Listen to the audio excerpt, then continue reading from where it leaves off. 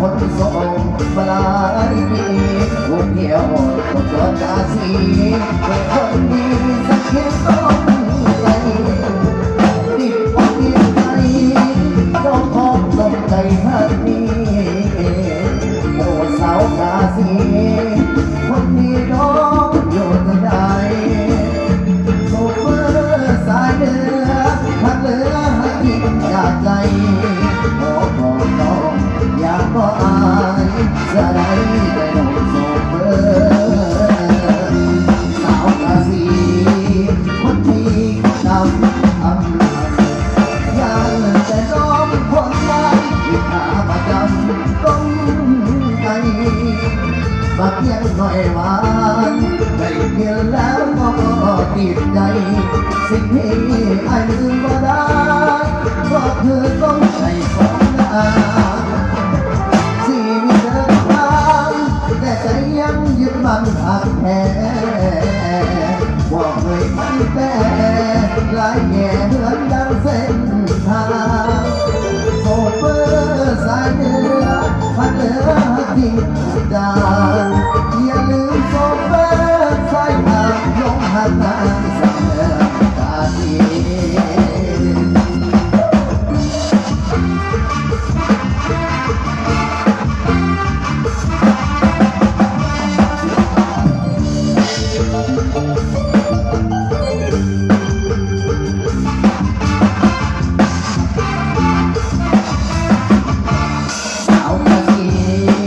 คนดี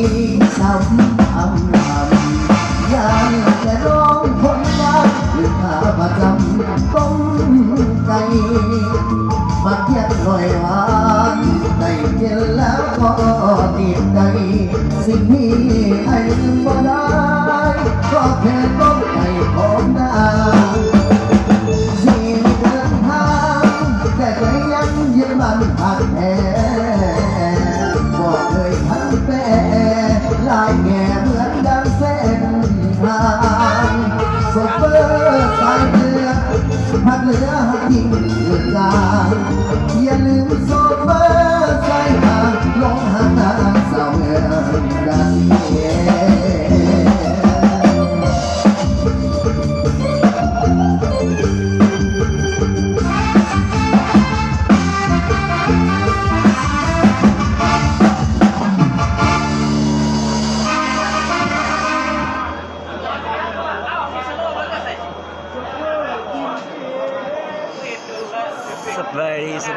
สบายดีเด้อ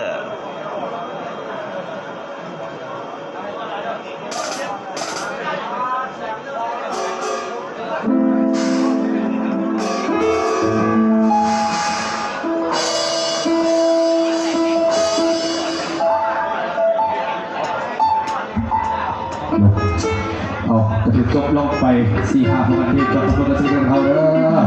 เอายกย่อๆไปกันเที่ยวเด้อน้ำสีทองฟองสีขาวเบียร์ลาวเป็นคนจิตใจวาสนาเราผลิตเราใส่เราไล่เราเจริญเราอาทิตย์งานน่าจะดีเขาที่ต้องส่งให้ไปกันแล้วกันเด้อว่าจะเป็นจับเสียงกับเสียงลำเสียงเพลงจ้า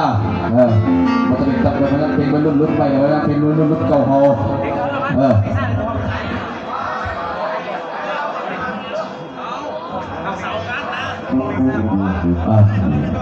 ตัวทีมงานอาจารย์ตีเขาทั้งบางผลงานเพลงสั้นๆซึ่งไปก่อนเด้อตัวเราจะเต้นมวยเต้นมาแล้ว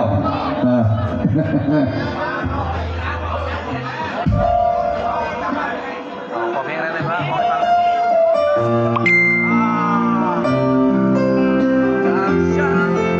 การไปก่อนเลยมาเลยไ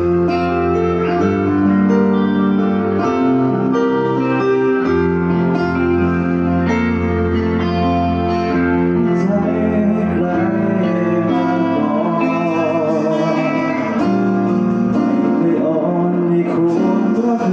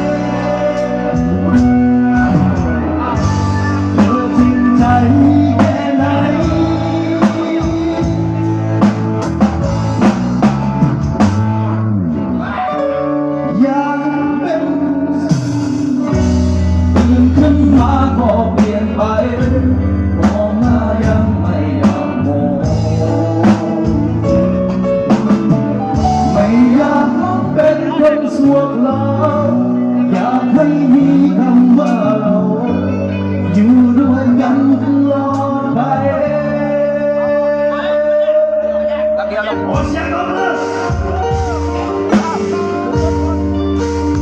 เคยบอก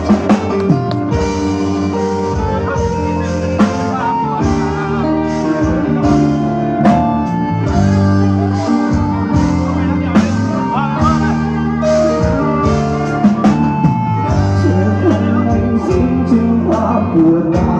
วช้ำในใจปวดร้าวเศร้าเป็นอย่างไรเธอคงไม่คิดถึงคนที่เคยรักด้วยความห่วงใยเขาทำเพื่อเธอทุกอย่างใครเป็นคนปลอบโยนเอาใจยามเธอมีทุกข์ยังไงเขามีคนแทนฉันแล้วเธอก็ทิ้งไปเจ็บมีนานยาวนานขอไม่เคยรอเธอคืนมาความเดียวก็เกินจะพอเพื่อทอเอิญจะรักใครเธอไม่ไกลให้ฉันยอมรับคนเดียวเธอคงไม่สิ้นถึงการกระทำย้ำให้ความเจ็บช้ำคำที่เธอเอ่ยลาอย่าเธอคงไม่คิดว่ามีความหมายใครจะเป็นอย่างไรยามที่เธอเปลี่ยนไปใครเป็นคนปลอบโยนเอาใจยามเธอมีทุกข์ยังไงพอมีคนแทนฉันแล้วเธอก็ทิ้งไปอีกนิดนานยาวนานขอไม่เคยรอเธอคืนมาครั้งเดียวก็เกินจะพอ